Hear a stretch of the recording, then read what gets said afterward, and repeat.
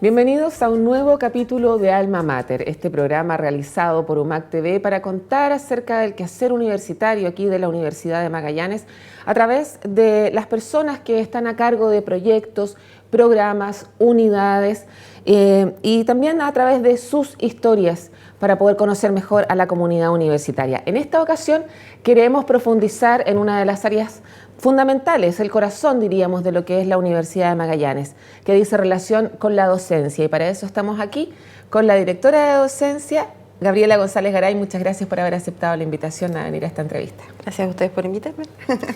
Gabriela, tú eres ingeniera comercial, magíster en gestión de organizaciones y tienes un diplomado en docencia. ¿Desde cuándo tú trabajas en la Universidad de Magallanes? ¿Cuándo entraste? ¿Cómo fue esa experiencia, ese camino que te llevó al lugar donde estás hoy? Mira, entré a la universidad a trabajar el año 2005 por un concurso donde en realidad se especificaba que requerían ingenieros comerciales. Y la verdad es que yo me desempeñaba en el mundo privado y bueno, dije ya, vamos a hacer algo distinto. Algo estatal.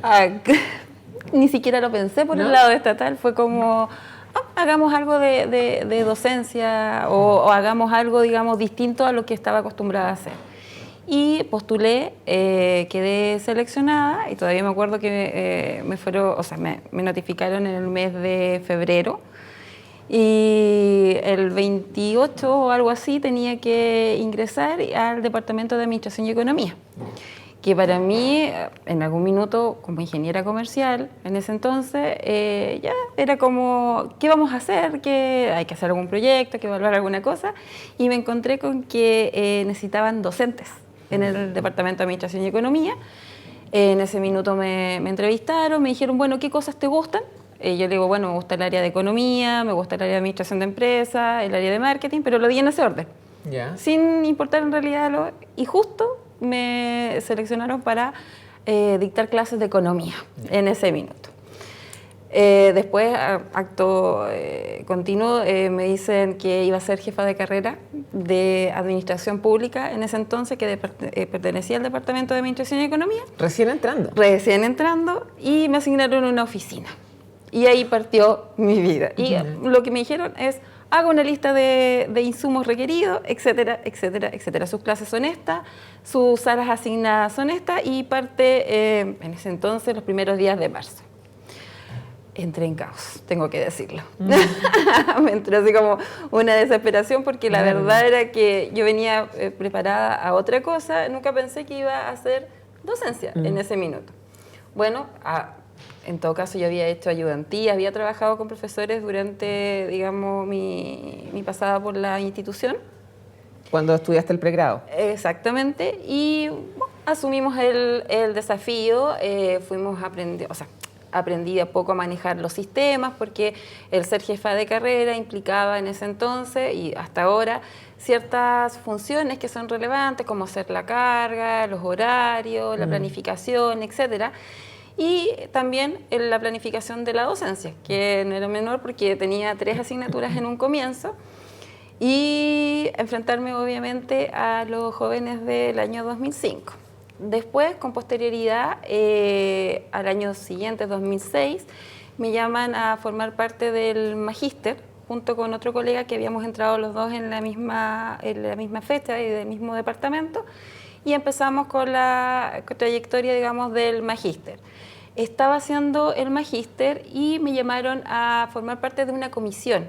En ese entonces, el vicerrector académico era don Juan Oyarzo y seleccionaron a un representante por facultad para integrar una comisión que era, primero que nada, tenía que ver con asuntos académicos. Y posteriormente se convirtió en una comisión que estaba encargada de elaborar, por así decirlo, o detallar un proyecto educativo para la institución. A todo esto, entre medio de eso, también habían asesorías porque el Departamento de Administración y Economía, específicamente la carrera de Ingeniería Comercial y la carrera de Ingeniería en Informática, estaban participando de una red que era la red RINAC, que tenía que ver con un proyecto del Ministerio. para la reformulación del currículo en ese minuto con enfoque en competencia. Entonces entré a participar, ahí empezó a salir la idea y empezaron a haber distintas capacitaciones, ¿sí? Bueno, la comisión siguió trabajando, me acuerdo todavía haber tenido una reunión en la Facultad de Ingeniería con, en ese minuto, don Juan Oyarzo, y bueno, empezamos a trabajar hasta que se sucedió que se definió una dirección de docencia. En ese minuto entró como directora de docencia Virginia Alvarado, y ella armó su equipo y nos llamaron a ciertas personas de esa comisión para integrar dos unidades. Una unidad era la unidad de diseño curricular y la otra unidad era la unidad de implementación curricular. Para la unidad de diseño llamaron a otra de las colegas que estaba involucrada del Departamento de Educación, y me llamaron para implementación curricular en este caso. Y comenzamos con la labor de lo que fue la formulación del primer proyecto educativo institucional declarado, digamos, que tuvo la institución. Empezamos con eso y paulatinamente también empezamos con las capacitaciones. Nos adjudicamos un proyecto que era el emblemático MAC 0705, con el cual se potenció dirección de docencia, haciéndola un centro estratégico en realidad, incorporando nuevas unidades. También se incorporó la unidad tecnológica de apoyo a la docencia, y se incorporó una subunidad que en ese minuto pertenecía a la unidad de implementación curricular, que era la unidad pedagógica de apoyo al alumno, la UPA. La UPA. ¿Pero eso qué año fue? Eso, la UPA más reciente. La UPA se inició en el año 2012, pero desde 2007 yo empecé a trabajar como jefe de la unidad, un poquito antes de la unidad de implementación curricular. Para ese entonces me imagino que la jefatura de carrera ya era historia.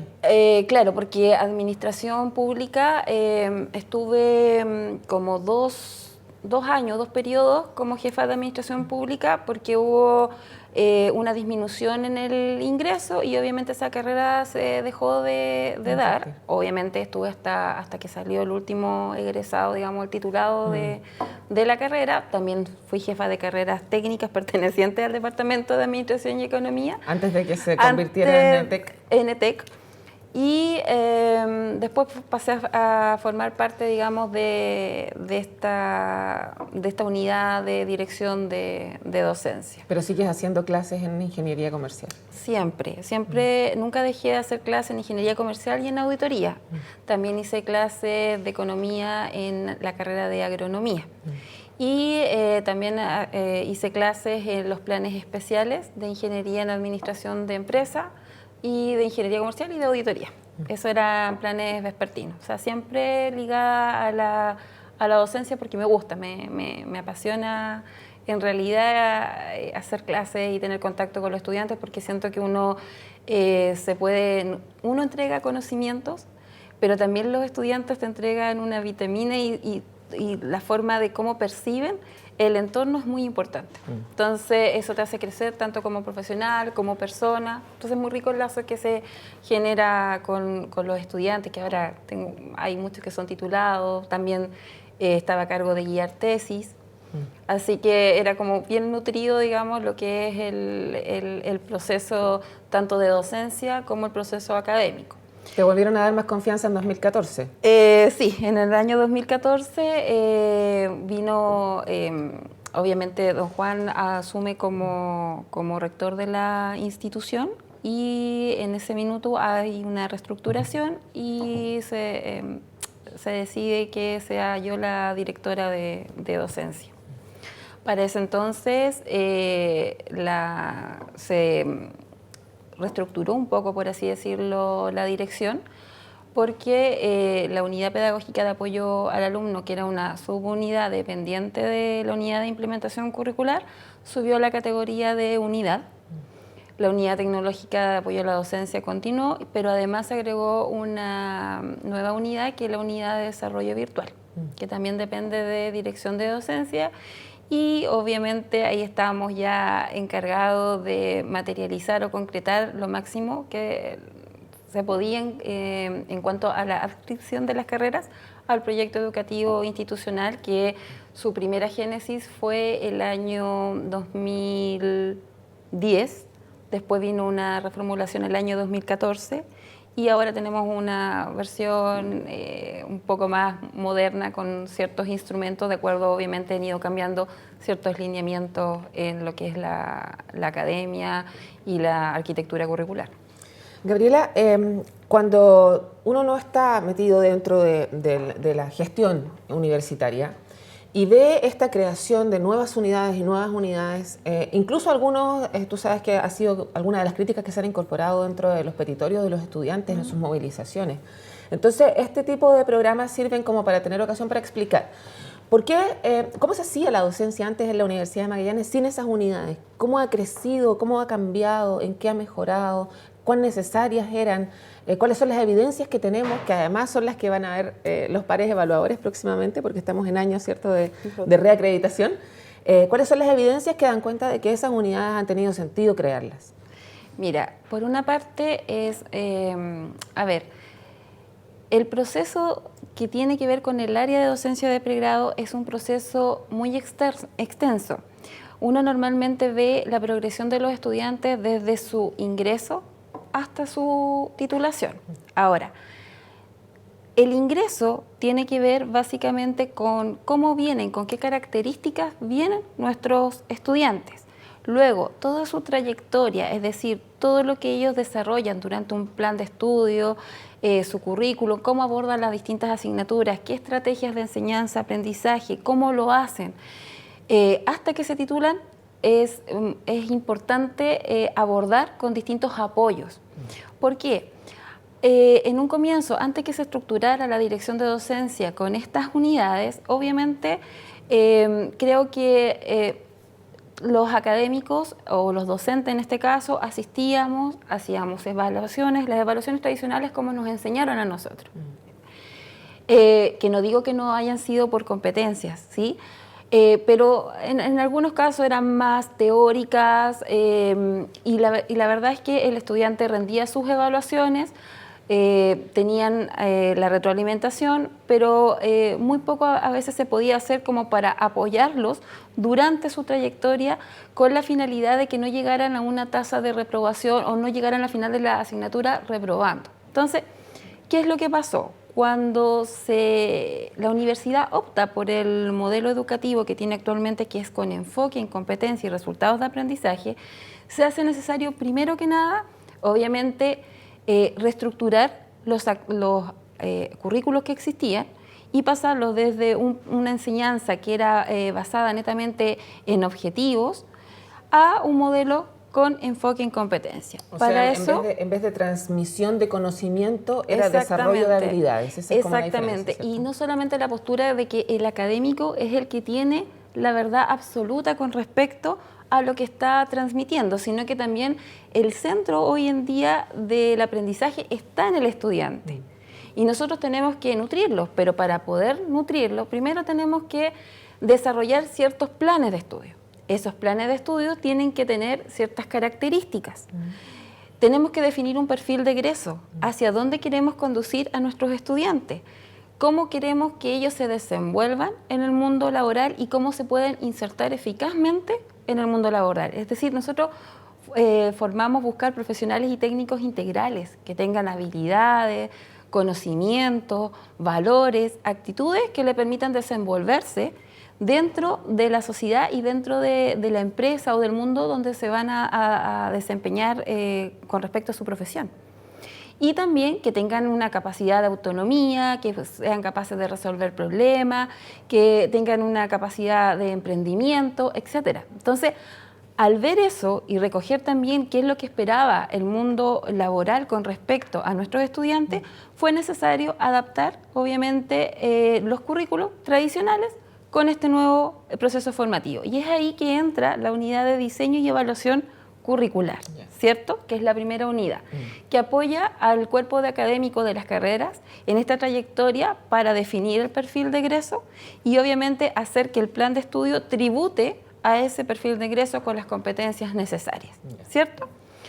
Una vez que nosotros obviamente tenemos un perfil diseñado, se hace necesario obviamente implementarlo. Surge la unidad de implementación curricular que tiene que ver o velar en realidad porque todos los apoyos necesarios para que se haga vida ese plan de estudio rediseñado o creado con este enfoque obviamente se materialice, ya sea por un lado de la infraestructura necesaria, de por ejemplo, todas las TICs que se puedan utilizar, es decir, tecnologías, por ejemplo, pizarras digitales, proyectores, en el caso de los laboratorios, todo lo que sea necesario para poder implementar, digamos, y hacer vida este plan de estudio. Entonces está la unidad de implementación curricular, que además es la encargada de ver o coordinar, por así decirlo, diplomado de docencia universitaria y todas las capacitaciones que se hagan, en realidad, en conjunto con la unidad tecnológica de apoyo a la docencia y la unidad de desarrollo virtual, que tienen que ver, obviamente, con todos estos procesos de ver, por ejemplo, si un docente quiere manejar alguna nueva tecnología de la información para poder hacer docencia, obviamente se les capacita. Y también está la unidad pedagógica de apoyo al alumno, que es la unidad vital para hacer vida y poder implementar el sistema único de nivelación de competencia que tiene la universidad hoy en día, que es el SUNCEDUMAC. En ese sentido, Sistema único de nivelación de competencias de estudiantes desfavorecidos. Esa es la sigla que tiene nuestro sistema, digamos. Y en ese caso, la encargada de operacionalizar este sistema es la unidad pedagógica de apoyo al alumno. Y ella nos colabora desde el perfil de ingreso de los estudiantes, en el cual se aplica tanto pruebas o 4 test que miden obviamente cómo está la parte de las habilidades matemáticas, la comprensión de los textos, que tiene que ver con las habilidades sociales, autoconcepto, etcétera.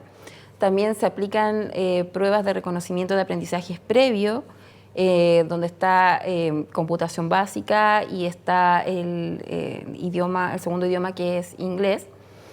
Luego de eso, obviamente nosotros tenemos un perfil, sabemos cómo vienen nuestros estudiantes, lo cual se suma a la caracterización que entrega la Dirección de Asuntos Estudiantiles con el DEMRE y que obviamente perfilan a nuestro estudiante.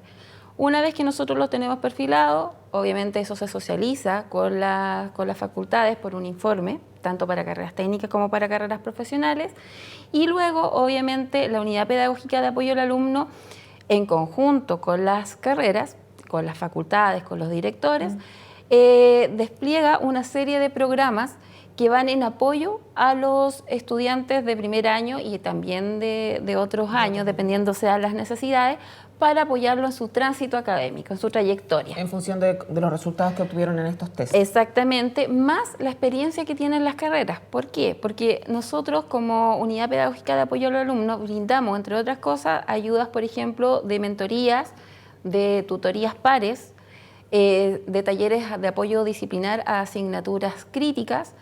También se entrega ayuda psicológica en cuanto a la orientación, digamos, vocacional, de repente, que requieren los estudiantes.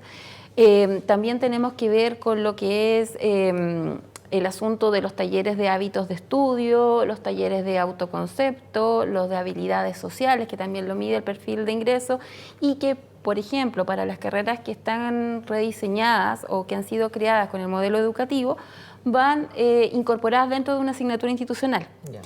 Pero eso no significa que aquellas que no lo tengan no puedan desarrollar estos talleres. Entonces, la ayuda se despliega por igual a todas las carreras de la institución. Un dato, nosotros comenzamos con la UPA en el año 2012 con 9 talleres de apoyo disciplinar a asignaturas críticas y con una cantidad de estudiantes de 134 aproximadamente. Yeah.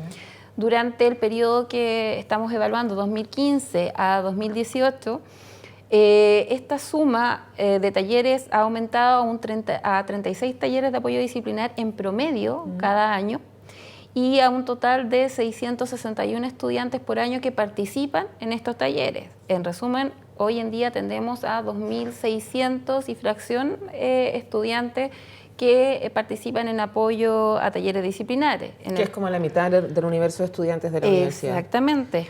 Gabriela. Y eso va creciendo. Bueno, y el tiempo va pasando. Increíblemente ya pasó la mitad de la entrevista, así que una pausa y ya volvemos con más de Alma Mater y la docencia en la Universidad de Magallanes.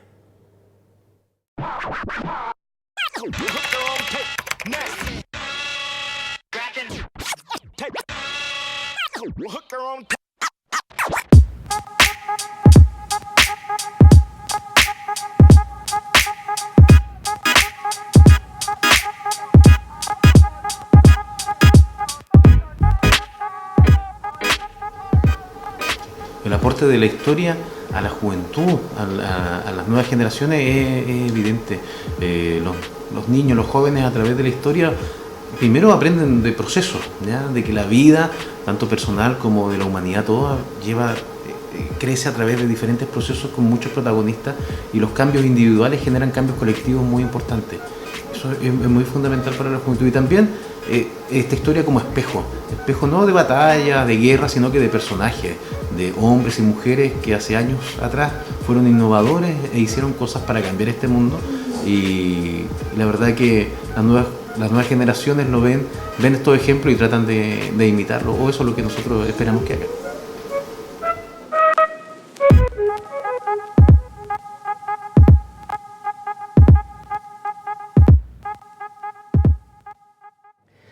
Bien, volvemos a Alma Mater en este capítulo donde estamos conversando con Gabriela González Garay, directora de docencia de la Universidad de Magallanes. Recién nos contabas en la primera parte, Gabriela, de cómo funciona esta área, de cómo ha evolucionado en el tiempo en términos de, ¿cierto?, del hilo conductor que es el enfoque en competencia, en desarrollar habilidades de los estudiantes y cómo han ido surgiendo estructuras a lo largo de esta historia para ir apoyando este proceso. Ahora, ¿cuáles son las evidencias que tenemos respecto de cómo ha funcionado ese proceso? Efectivamente ha bajado la tasa de deserción, efectivamente ha subido la tasa de titulación, efectivamente ha subido la tasa o ha disminuido la tasa de reprobación gracias al apoyo de la unidad de la UPA.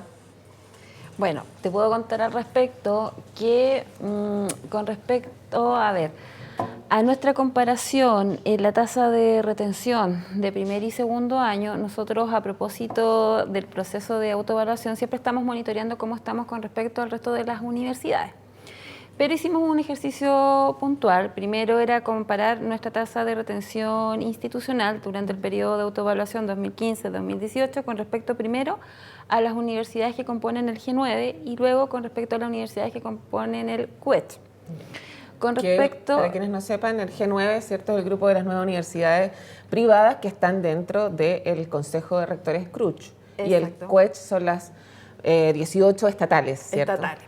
Entonces, con respecto a la G9, que incorpora en su mayoría las universidades católicas, podemos decir que en el periodo que evaluamos estamos en el promedio de las universidades del G9. Incluso sobrepasamos con la tasa de retención de primer año y del segundo año también. Con respecto a las estatales, también tenemos muy buenos resultados, estamos dentro del promedio, superamos a algunas, y tanto para primer como para segundo año, lo cual es efectivo y nos dice o nos orienta en que en realidad vamos por buen camino, por así decirlo. Con respecto al periodo de evaluación, también es importante destacar que con todas las ayudas académicas que se establece y además con la adscripción de las carreras a este nuevo enfoque formativo, por así decirlo, hemos logrado que nuestras tasas de aprobación vayan en aumento. Ya, por lo tanto, la tasa de retención la tasa de deserción va en disminución y la tasa de retención también va en aumento. Entonces, eso es importante porque, por una parte, cuanto mayor éxito académico tengan nuestros estudiantes, es decir, aprueben sus asignaturas en primera opción, mayor es la retención que tienen estos estudiantes. Ahora, uno de los dispositivos que mencionaba en la primera parte eran los talleres de apoyo disciplinar que realiza la Unidad Pedagógica de Apoyo al Alumno, según los requerimientos que hacen las carreras, de apoyo a las asignaturas críticas, que son aquellas que tienen un porcentaje alto de reprobación. Entonces, con respecto a eso, nosotros hemos hecho un seguimiento y monitoreo y sabemos que la tasa de efectividad que tienen los talleres de apoyo disciplinar supera el 75%. Es decir, los estudiantes que asisten a estos talleres aprueban la asignatura a la cual obviamente está tributando el taller. Ahora, esta efectividad es positiva, pero podría ser mayor. ¿Ya? ¿En qué es lo que estamos viendo? Obviamente nuestros estudiantes tienen una asistencia voluntaria o libre para estos talleres. Si esta asistencia fuera parte o considerada parte del aprendizaje autónomo o del desarrollo autónomo que tiene nuestro estudiante, yo creo que sería mucho mejor probablemente la tasa de efectividad de los talleres de apoyo disciplinar. O sea, más obligatorio en el fondo. Exactamente. Si uno lo considera como parte del aprendizaje autónomo que tienen los estudiantes, contribuye fundamentalmente al logro, digamos, del aprendizaje y también al logro de la competencia en el nivel que ha sido especificado en la asignatura a la cual tributan estos talleres. Entonces, la verdad que eso es importante. ¿Hay algún porcentaje también que no se pueda lograr debido a que los profesores son el problema? En realidad, yo creo que siempre existe un poco de desfase, pero no creo que el profesor sea el problema. Lo que pasa es que, bueno, cuando existe algún profesor que tenga, digamos, por así decirlo, un problema pedagógico, en realidad los estudiantes son encargados de evaluarlos. Dentro de lo que es la evaluación de cómo hacemos docencia está la encuesta que realizan nuestros estudiantes y obviamente todos los jefes de carrera, los directores y los decanos tienen acceso a los resultados de la encuesta de evaluación docente. Y obviamente si ahí se manifiesta de que existe un docente que en realidad tenga algún problema o algún detalle en cuanto a la docencia, obviamente es derivado para que Dirección de Docencia pueda realizar una capacitación, ya sea en la propia disciplina o en estrategias metodológicas o estrategias evaluativas, si es así el requerimiento. ¿Hay cifras anuales de eso? En realidad nosotros hemos hecho talleres donde sabemos de que existen, digamos, algunas falencias por parte de los académicos que requieren, digamos, desarrollar mejores estrategias evaluativas. Ahora, en realidad las encuestas de evaluación por parte de los estudiantes es favorable. La encuesta de informantes claves que se hace para aseguramiento de la calidad nos reportan que los estudiantes han notado o han percibido una mejora en el hábito pedagógico que tienen los docentes de la institución, lo cual nos deja gratamente sorprendidos porque nosotros hacemos esfuerzos, se dictan talleres, aun cuando nos gustaría que la participación fuese más alta. Sabemos que tenemos que mejorar en la variedad de los talleres que se están brindando para que haya un mayor número de docentes y de académicos participantes. Gabriela, tú me hablabas del perfil de egreso, pero yo quería preguntarte cuál es el perfil de ingreso que tiene la Universidad de Magallanes y cómo has ido viendo tú la evolución de ese estudiante, si es que existe alguna, desde que tú ingresaste a hacer clases hasta el día de hoy. La verdad es que el perfil de ingreso que tienen nuestros estudiantes no es el mejor, por así decirlo. Nuestros estudiantes tienen competencia o ciertas habilidades que vienen descendidas, por decirlo de alguna forma, o que vienen distintas con respecto al universo estudiantil. También ha ido variando la característica y la personalidad de los estudiantes. En el tiempo que yo ingresé a la institución, los estudiantes probablemente acataban más ciertas normas o ciertas cosas, o al docente lo veían de otra forma. Hoy en día los estudiantes, yo creo que son más participativos, tienen más necesidades, pero la educación secundaria todavía no logra tener un egreso, por así decirlo, que sea acorde con el ingreso de la educación universitaria. Ahí tenemos una brecha. De hecho, el Sistema Único de Nivelación de Competencia que tiene la institución tiene dispositivos como para llegar o hacer un lazo con los que son los estudiantes de los colegios, por ejemplo, más vulnerables de Punta Arenas, de la región. Y de hecho se han hecho distintos programas, por ejemplo, propedéutico, se ha hecho un programa de nivelación de competencias que tienden a reconocer obviamente los aprendizajes o ciertos cursos que se dictan durante la enseñanza media en ciertos establecimientos cuando hacen su ingreso efectivo a la institución. O sea, es entrar en la secundaria para apoyar desde allí la nivelación del estudiante que llegue mejor. Exactamente, porque entendemos que hay una brecha y, por ejemplo... ¿Y por qué existe esa brecha? ¿Por qué ese es el perfil de ingreso en la universidad? Mira, hoy en día, según la caracterización que nosotros tenemos, la mayoría de nuestros estudiantes pertenecen a establecimientos municipales y particulares subvencionados. Ahora, hay un 20% de nuestros estudiantes que pertenecen a colegios técnicos. Y estos colegios técnicos obviamente no tienen una base científica o humanista científica como la que se requieren, y estos alumnos no necesariamente entran a estudiar carreras técnicas, sino que entran a estudiar carreras profesionales. Entonces también ahí se produce una brecha que hay que reforzar, obviamente, para que nuestros estudiantes estén en mejor pie para tener un avance curricular importante. ¿Eso se replica en otras regiones, en otras universidades estatales? Tú dices ¿Que ese sea el perfil de ingreso? Sí.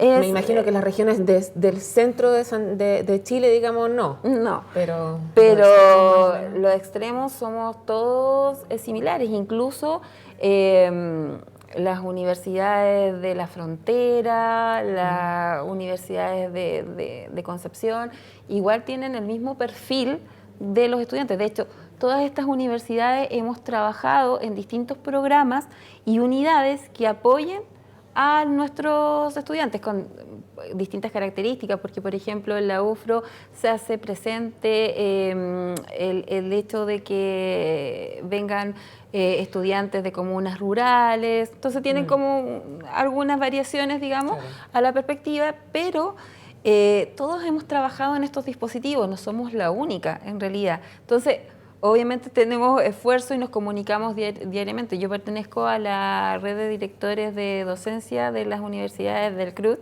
donde todos se preocupan de la misma, independiente de que sean de las regiones centrales, también se preocupan de cómo vienen los estudiantes, de qué es lo que se está haciendo, qué programas se replican, cómo ayudar a los docentes, porque entendiendo de que si los estudiantes cambian de perfil o su perfil tiene ciertas características, el docente también tiene que cambiar ciertas cosas o potenciar, digamos, aquellas cosas que los estudiantes traen de la educación secundaria, y aquellos que no traen o lo traen disminuido, hay que desarrollarlo y potenciarlo. Sintetizando, estas son las universidades que reciben los puntajes más bajos. Sí, nosotros hicimos una comparación a propósito de lo que te contaba cuando queríamos ver la tasa de retención y, por ejemplo, las duraciones de la carrera, tanto lo que uno dicta como formalmente y cuánto dura las carreras, digamos, por lo que se demoran los estudiantes en la titulación o hasta que llegan a la titulación. Nosotros comparamos las universidades que tenían puntaje NEM parecido o similar al de nosotros y que obviamente tienen perfiles de ingresos similares, y en realidad estamos, y son universidades mucho más grandes que nosotros en realidad, y estamos a la par con ellas. Entonces todos nos preocupamos por lo mismo, digamos. Hay una opinión de esta red y de ti en particular respecto de lo que se está conversando para efectuar cambios al sistema de ingreso a las universidades. De hecho, terminar con la PSU e ingresar otras pruebas que son más de competencias precisamente, y tener algunas que son para profundizar, digamos, en el conocimiento del perfil del estudiante que ingresa.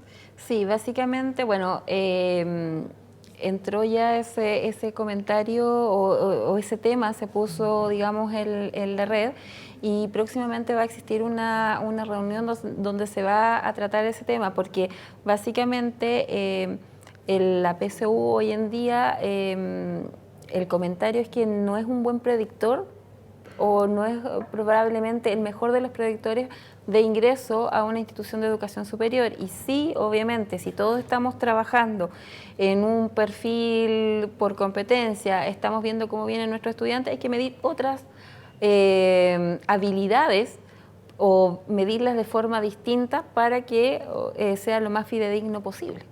Así que es un tema que prontamente se va a discutir. Ya entró, digamos, por ese lado. Siempre hemos estado en contacto, como te digo, con todos los directores de docencia, y la verdad es que la comunicación es bastante buena. Aportamos desde la UMAC, por ejemplo, con ciertos instrumentos y ciertos materiales que tenemos, de cómo habilitamos a los docentes, de cómo... Comparten buenas prácticas. De cómo perfilamos a los estudiantes, porque esa es una preocupación que tienen hoy en día muchas universidades. ¿En qué momento perfilamos a nuestro estudiante y qué hacemos nosotros para mejorar ese perfil?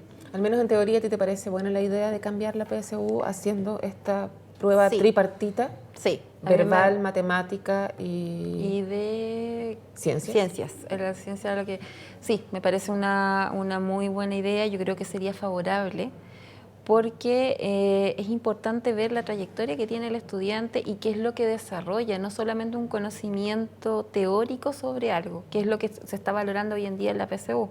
No estás valorando qué habilidades tienes para solucionar o resolver los problemas, que eso es importante. Perdón, este enfoque por competencias también implica que se esté constantemente viendo cómo debe ser el proceso de salida de los estudiantes, hablando ya de cómo se llega a ese perfil de egreso y ese estudiante llega al mundo laboral. Ha ido evolucionando también la forma en que uno sale de su carrera, aprueba sus ramos, tiene que hacer una tesis, tesina, una investigación, etcétera, la práctica. ¿Eso ha ido evolucionando también? ¿Cómo está hoy? Mira, se ha ido evolucionando en el sentido de que las carreras han diseñado distintos dispositivos para monitorear el avance progresivo de las competencias que están involucradas en el perfil de egreso. Esas, digamos, formas de evaluar vienen de forma intermedia y de forma final. Eso por una parte. Se hacen evaluaciones integradoras para poder ir viendo que efectivamente el ciudadano, nuestro estudiante, tenga las competencias en los niveles requeridos a medio término y obviamente previo a su egreso y su inserción en el mundo laboral. También se han incorporado, se han flexibilizado los instrumentos para permitir las salidas intermedias, entendiendo que hay ciertos estudiantes que por distintos motivos, por ejemplo, no logran obtener el título profesional al cual habían optado, pero sí se les reconoce su avance curricular en algún minuto. Y para eso, obviamente, las carreras seleccionan una cierta trayectoria que el estudiante podría tener para poder optar a un título de nivel, a un título técnico de nivel superior, ya que es distinto, no son títulos de carreras que dé la escuela tecnológica, sino que son obviamente reconocimiento a ciertos aprendizajes que tiene el estudiante durante su trayectoria y que por alguna circunstancia social, económica o académica no pueden finalizar obviamente su plan de estudio. Ahora, también las modalidades de cómo se titulan los estudiantes, o sea, o qué pasos deben hacer, han ido variando considerablemente. Hay algunas carreras que han optado por hacer una tesina. Hay otras que han optado por hacer un formato para publicar, que es más resumido. Hay otras que han incorporado asignaturas que son parte que uno va desarrollando con los estudiantes, y lo digo con propiedad porque soy parte, digamos, del cuerpo académico que implementó esa modalidad. Los estudiantes van desarrollando ciertas asignaturas que le permiten avanzar en la tesis final. Entonces van pasando por distintas etapas y al finalizar su año obviamente tienen ya su tesis, después la defienden. ¿Qué es lo más difícil? Que es lo más difícil. Y también importante de considerar, la institución ha incorporado dentro del currículo lo que es la tesis. En algún minuto, antes digamos del proyecto educativo, ya, las tesis estaban fuera del currículo o el plan de estudio, y eso hacía que los jóvenes se dilataran, terminaban, egresaban y se demoraban, digamos, en titularse porque se demoraban en su trabajo de titulación o porque entraban al mundo laboral y se quedaban por ahí. Entonces, obviamente, hoy en día la tenemos incorporada dentro del plan de estudio, lo que asegura, en cierta manera, o ayuda, contribuye para que se acelere, digamos, este proceso. Y para que terminen titulándose. Exactamente, que eso es lo importante. ¿Qué es lo que dicen los informantes clave del mundo del empleo respecto del aporte que entregan los estudiantes egresados de la universidad? Mira, con respecto a eso, nos sorprende gratamente porque los empleadores y el mundo laboral acoge muy bien a nuestros titulados. Dice que tienen las habilidades, tienen las competencias, los conocimientos, etcétera. Y yo creo que esto se debe en gran medida a que ha mejorado la comunicación que tenemos con nuestros titulados. Hoy en día, ¿qué es lo que hacemos? Nosotros, las modificaciones curriculares que se hacen o las creaciones incorporan como informantes clave a nuestros titulados. ¿Por qué? Porque ellos manifiestan a través de esto qué cosas o qué dificultades o cuán efectivo fue su currículo de formación con respecto a la inserción en el mundo laboral. Además, hoy en día existe un instrumento que tiene la unidad de seguimiento de titulados de la institución, en la cual también se le consulta al estudiante, aparte de la formación que obtuvo, por ejemplo, qué cosa o en qué áreas requiere a lo mejor una mayor capacitación o qué mejoras necesita. Entonces, la verdad que la universidad está llana a poder hacer talleres, magíster, diplomados que contribuyan, digamos, o sigan contribuyendo a la formación de nuestros profesionales. Entonces, la verdad es que esto se conjuga. Mientras más nos retroalimenten nuestros titulados, también mayor va a ser la valoración positiva que tienen nuestros empleadores, porque obviamente hablan en un mismo idioma. Y mayor el esfuerzo que tiene que hacer la institución por recoger También esas opiniones y plasmarlas, digamos, en una acción concreta. Exactamente. Que hable de la evolución. Exactamente, ¿cierto? Eso es importante. Bueno, Gabriela, hemos llegado al fin de esta entrevista. Te agradezco mucho tu tiempo, la claridad con la que expresas las ideas. Esperemos que esto sirva para la comunidad interna y también externa a la universidad para conocerla más. Muchas gracias, y Paula, mejor. por haberme invitado. Y gracias a ustedes también por acompañarnos una vez más en UMAC TV en este programa denominado Alma Mater para llevar la universidad hasta sus hogares. Hasta la próxima.